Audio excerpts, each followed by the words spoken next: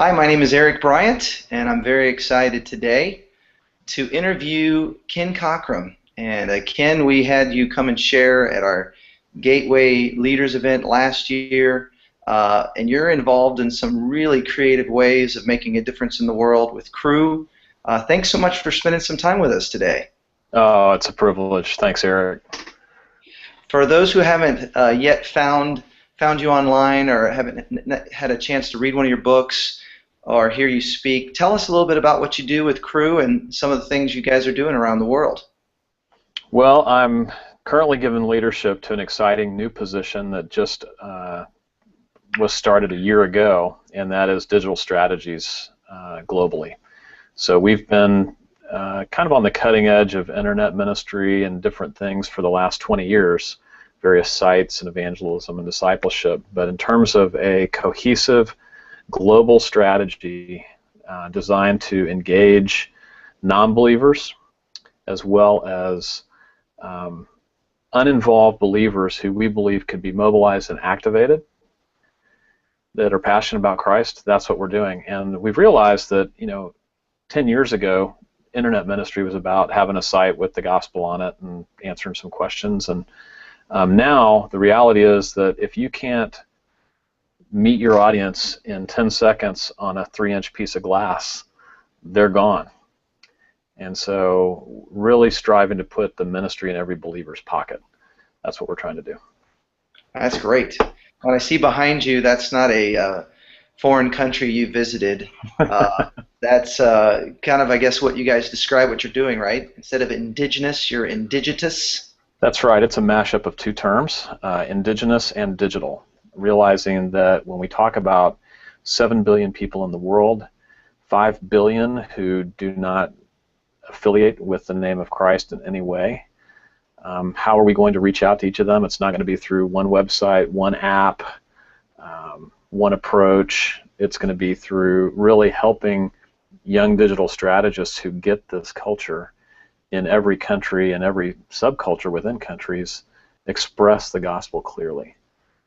That's fantastic. Well, and tell us maybe some of your efforts, anything that's not top secret.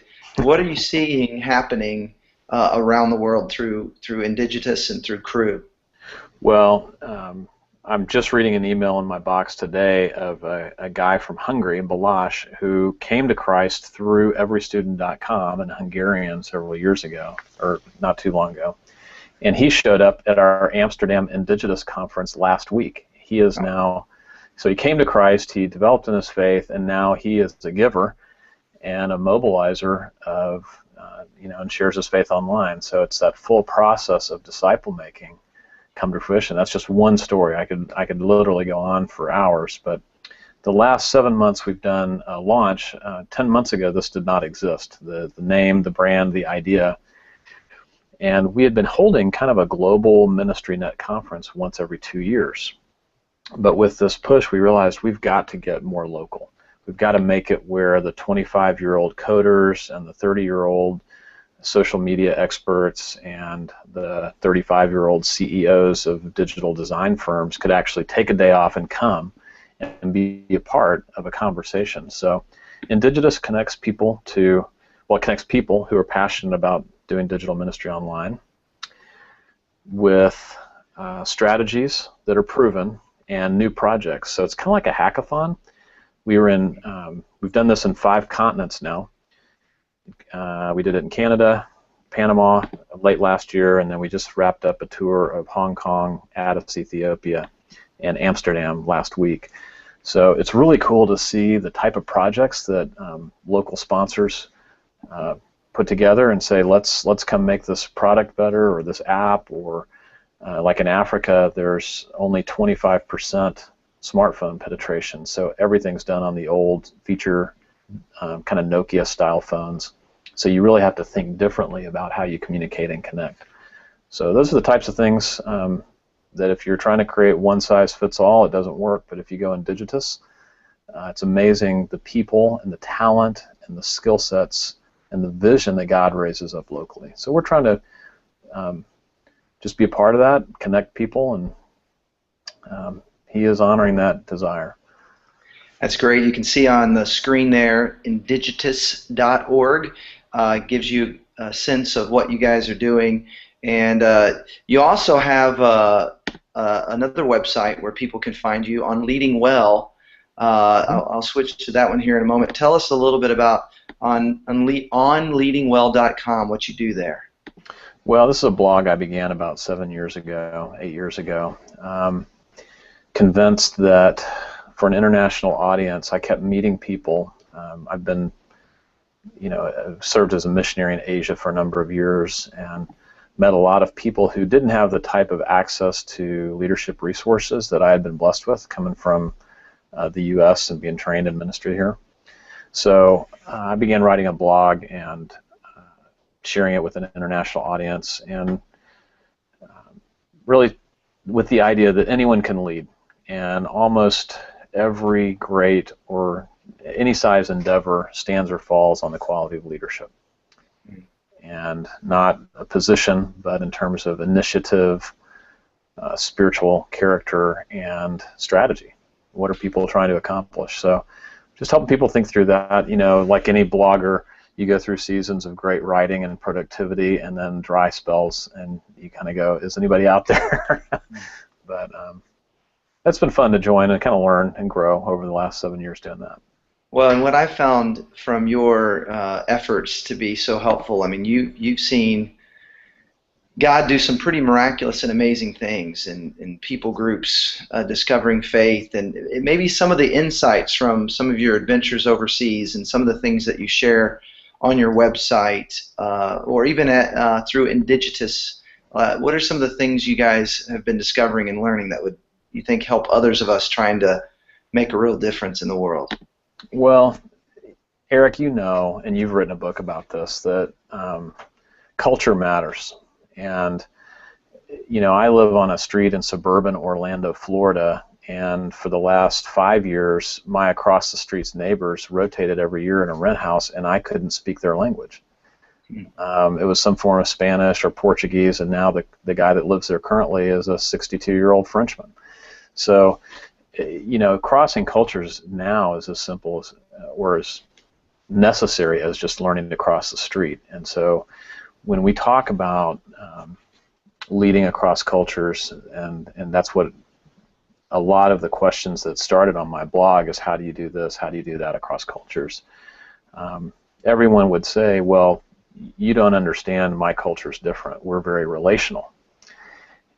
And the reality is everyone would say that. So how do you deal with people from 200 countries saying, well, my culture's relational, meaning yours isn't?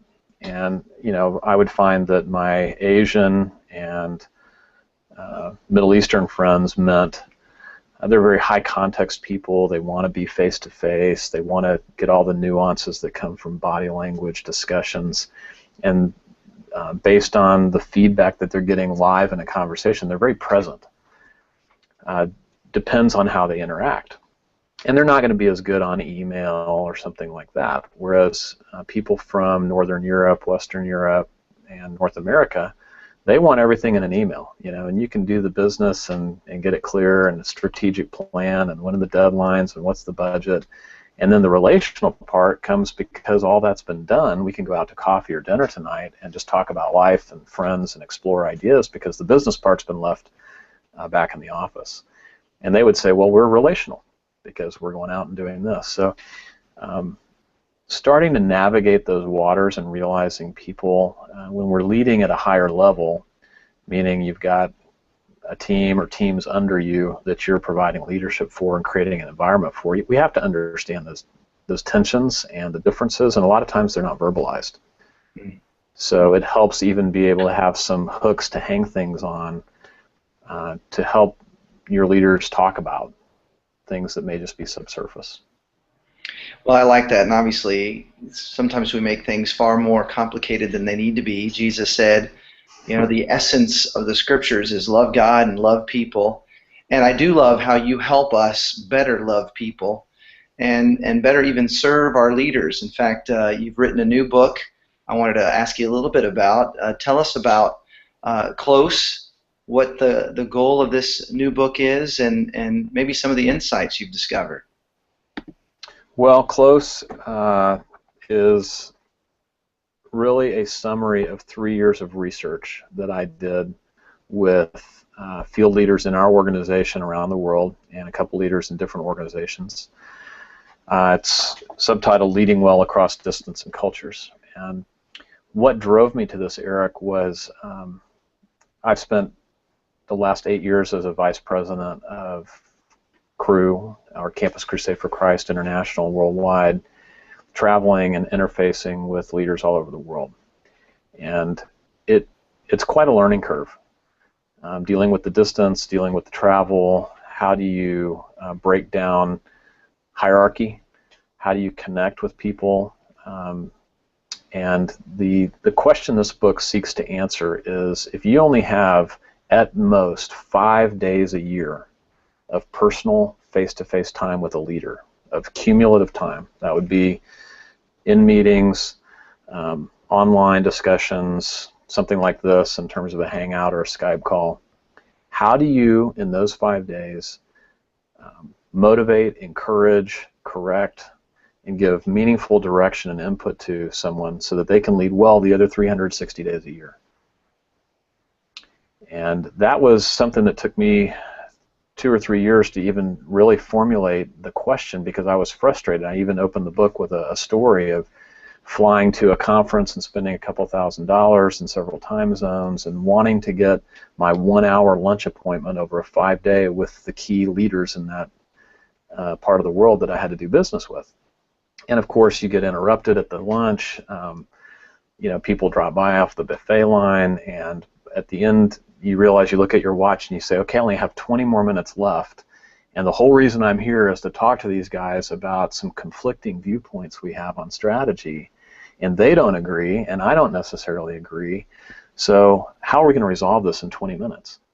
And yet, I found myself, and I found other leaders hitting that situation over and over again.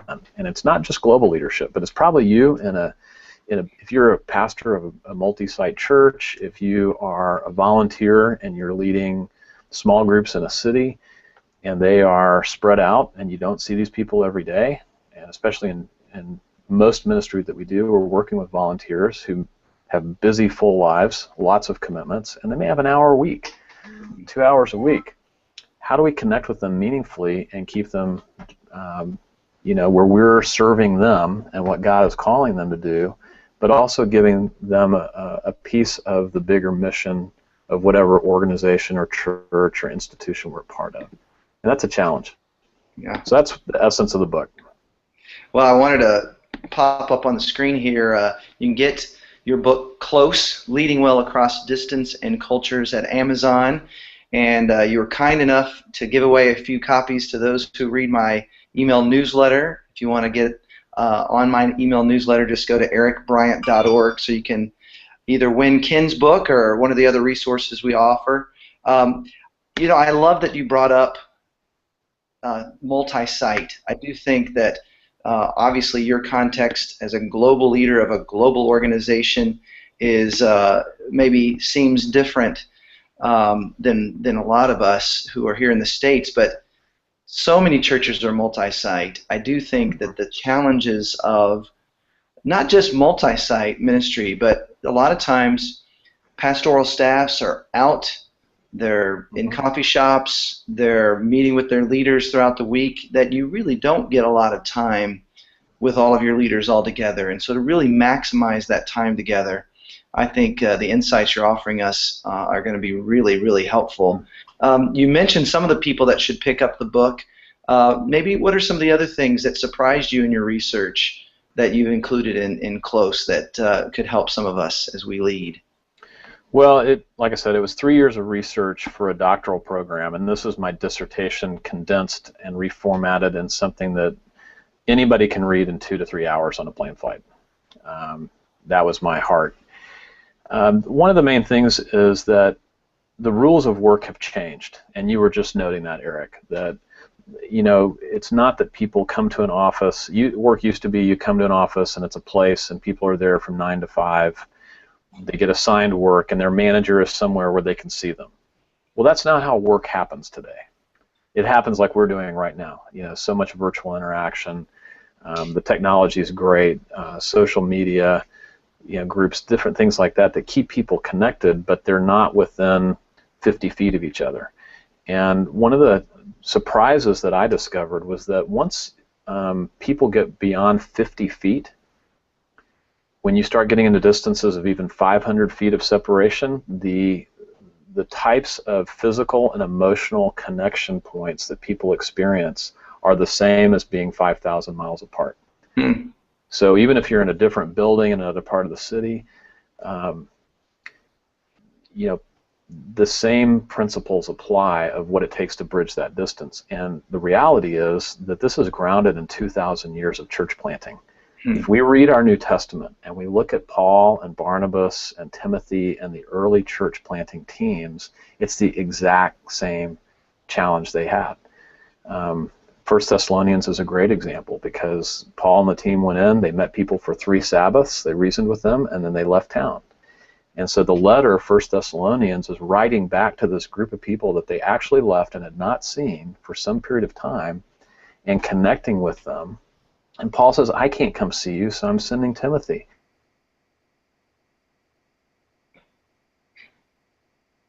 Such gathering. Well, I can't be there this month, so I'm sending Eric, and he's going to lead this.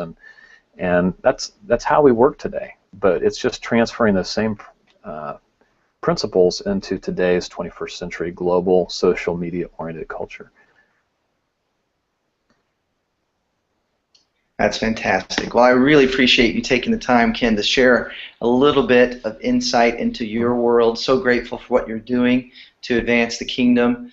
And if you want to stay up with what Ken's doing, of course, the book is available at Amazon. It's called Close, Leading Well Across Distance and Cultures. You can find more on Ken at onleadingwell.com and indigitus.org. Ken, thank you so much for all you do, and thanks again for taking some time with us today.